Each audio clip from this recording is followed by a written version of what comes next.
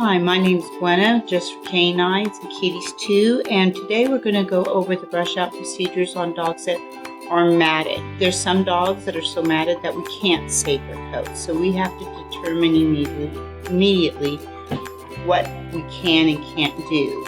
And I want to show you some of the tools we use to do that. We have a slick brush. These things come in many different shapes and sizes, different hardnesses of the bristles. It's a basic brush to help break up matting. The scissors I use to help split mats so that I can brush them out. I'll show you how that works. This is a mat breaker also, where you comb through and you just gently pluck at the mat and hopefully cuts the mat to where you can break it out. This tool is the same thing. This tool is for short coats to help pull out shedding coat on really short coats. Comb, 2 different combs. You've got the fat comb to go through really thick coats, and once you can get through that, you can go to your smaller combs. This is kind of like this. It helps get out a lot of shedding coat on smooth coats, and this is the same kind of tool to get your pit bulls, your dobies, your Great Danes and all that, the shedding coat out of those guys. So today though, we're going to work on longer coats, and so we're going to be using these things to get that done. These little breeds of dogs have a tendency to look totally non-matted, but we have to check to see if they are. The best tool to start out with, so you can figure out whether you can save the coat or not, is combing. So what we want to do is start like at the head and see if we can take the comb through, and we can't. Go down here, still can't. There's a little bit, and then we come down here to the hip, and we can't. So we have to decide how we're going to go at this, and whether we can do this without physically hurting the dog. To break up some of these mats, we can take a good look and see where the mat is. And the slicker brush is one of the neatest tools for this. And you always start at the bottom and work your way up. And you brush it out, and you brush in several different directions, separating the coat as best you can in those directions. Work your way up, pop it out in different directions.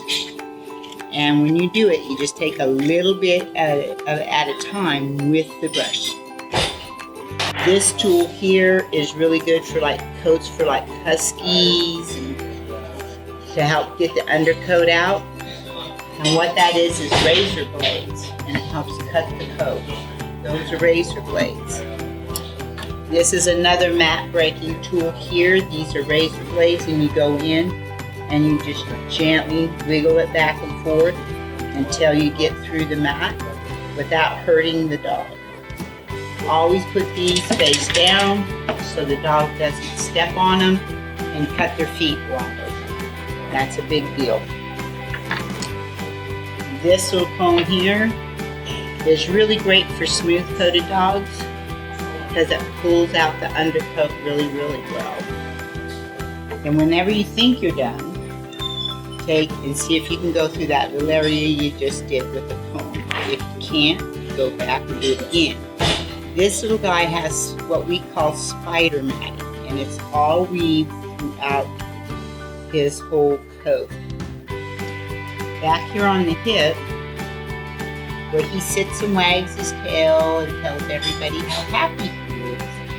In that process, he turns all this back here into pretty solid mats. So you can try to break it up with the same technique. Always start at the bottom, work your way up, and if you know you're going to cause him a lot of discomfort, you can use a mat breaker such as this and gently go in and gently pull. And he doesn't like that. Or you can use a pair of these. I use it to separate, go in underneath the mat and separate the hair. And because they're really sharp, I just gently pull so that I can cut that mat. And because these are super sharp, I have to be really, really careful, because sometimes the mats are so tight you can accidentally go under the skin, and you don't want to do that. And gently brush through that. Different directions, going all around like a flower.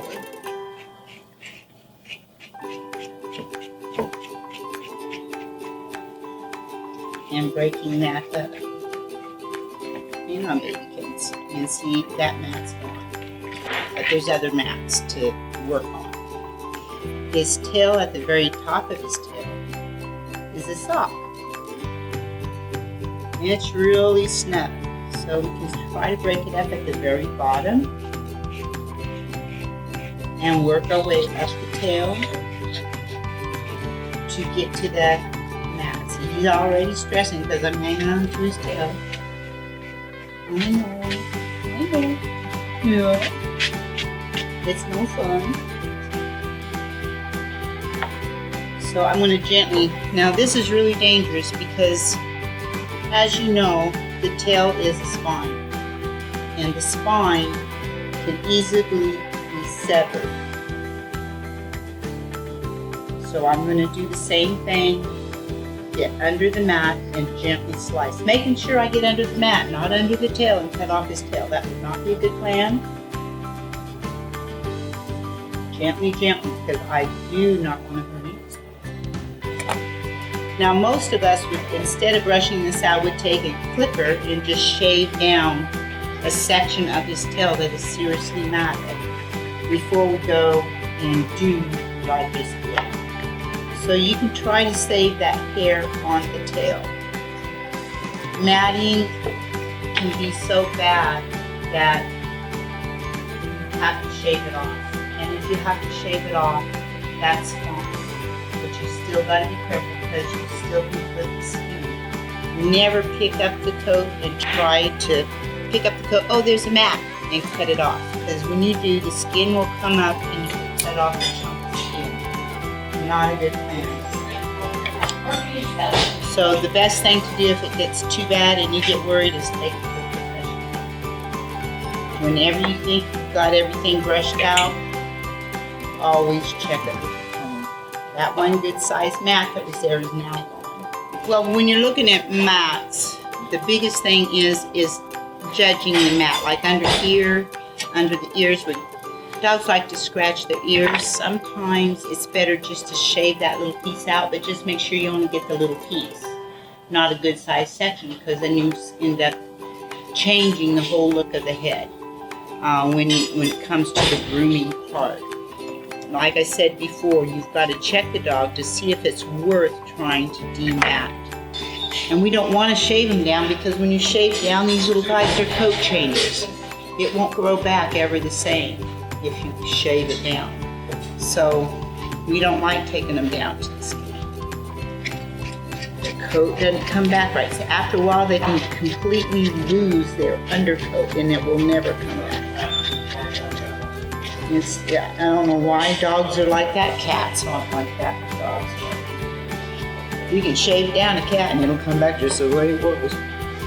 But not a dog. The colors change, the coat texture changes, everything changes.